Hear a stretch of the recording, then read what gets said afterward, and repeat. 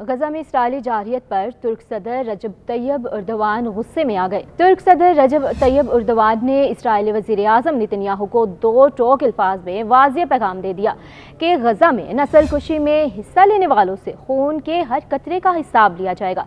Tayyab Erdogan का कहना है कि नेतन्याहू और इस नस्लकुशी में मुलविस लोगों को बहाए गए खून के हर कतरे का जवाबदार ठहराया जाएगा। ये मत सोचे कि इसराइल गजा में रुक जाएगा। अगर इस वहशियाना रियासत को ना रोका गया तो ये दहशतगर्द रियासत जल्द या बदीर अनातोलिया पर अपनी नजरें जमाएगी। रजब तैयब एर्दोवान ने कहा कि हम अपनी सरजमीन की आज़ादी के लिए लड़ने वाली और अनातोलिया का दिफा करने वाली फ़लस्तीनी मज़ाहमती तहरीक हमास के साथ खड़े रहेंगे।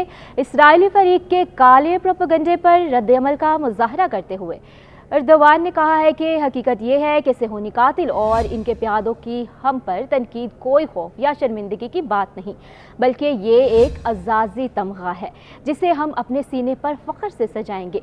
दूसरी जानिब हमास के सियासी ब्यूरो के सरबराह इस्माइल हानिया ने इसराइल को मुज़ाकरात में तातुल का जिम्मेदार ठहराते हुए कहा कि सालसों की तरफ से पेश की गई जंगबंदी की तजवीज़ में इनकी तरामीम मुज़ाकरात के खात्मे का बाइस बने। इस्माइल हानिया ने गजा में जंग के बाद की किसी भी ऐसे तसीफ़े को मुस्तरद कर दिया जिसमें तहरीक को शामिल नहीं किया जाएगा। उन्होंने मज़ीद कहा कि हमास अपने मुतालबात पर कायम है कि किसी भी जंगबंदी में महसूर पट्टी में जंग का खात्मा इसका देरीना मुतालबा है। इस्माइल हानिया का कहना है कि जंग के बाद गजा की पट्टी का इंतज़ाम कुछ ऐसा है जिसका फैसला हमास कौमी बरादरी के साथ करेगी और हमास जंग को रोकने में कोई कसर उठा नहीं रखेगी। हम जंग रोकने के लिए सालस ममालिक के साथ मिलकर काम करेंगे। इस्माइल हानिया का ये बयान गजा में जंग के खात्मे के बाद या नाम नहाद जंग के बाद की गजा की पट्टी के इंतज़ाम पर इसराइली फ़ौज और हुकूमत के दरमियान होने वाली बहस के दरमियान सामने आया है।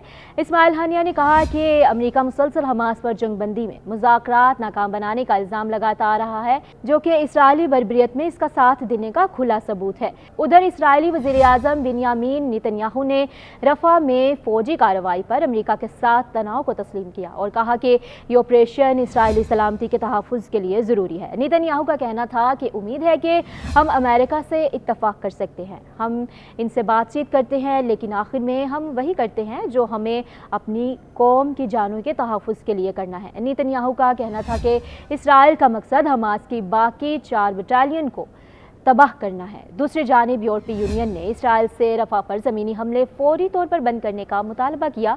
यूरोपीय यूनियन के आला नुमाइंदे बराए खारजा उमूर और सिक्योरिटी पॉलिसी जोसेफ बोरेल के दफ्तर से जारी बयान में कहा गया कि रफ़ा में कार्रवाई से गजा में इंसानी इमदाद की तकसीम में मज़ीद खलल पड़ता है और मज़ीद फ़लस्तीनियों के बेघर होने का खदशा है, जो कहत और इंसानी मसाइब का बाइस बनता है। बयान में कहा गया है कि रफ़ा में जिन मुकामात पर 10 लाख से ज़्यादा शहरियों को जाने का मशवरा दिया गया है वो महफूज नहीं समझी जा सकती। बयान में कहा गया है कि यूरोपीय यूनियन इसराइल से मुतालबा करती है कि वो गजा में पहले से संगीन इंसानी सूरत हाल को मजीद ख़राब करने से बाज रहे और रफ़ा सरहदी चौकी को दोबारा खोले।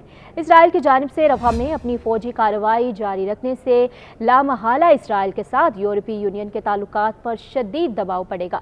याद रहे कि इस माह के शुरू में इसराइल ने रफ़ा पर अपने हमले शुरू कर दिए हैं, जहाँ 14 लाख बेघर अफराद ने पनाह ले रखी थी। इसराइल 7 अक्टूबर को हमास के अचानक हमले के बाद से गजा की पट्टी पर बर्बरियत जारी रखे हुए है और अब तक 222 दिनों के दौरान 35,233 फ़लस्तीनियों को शहीद किया जा चुका है।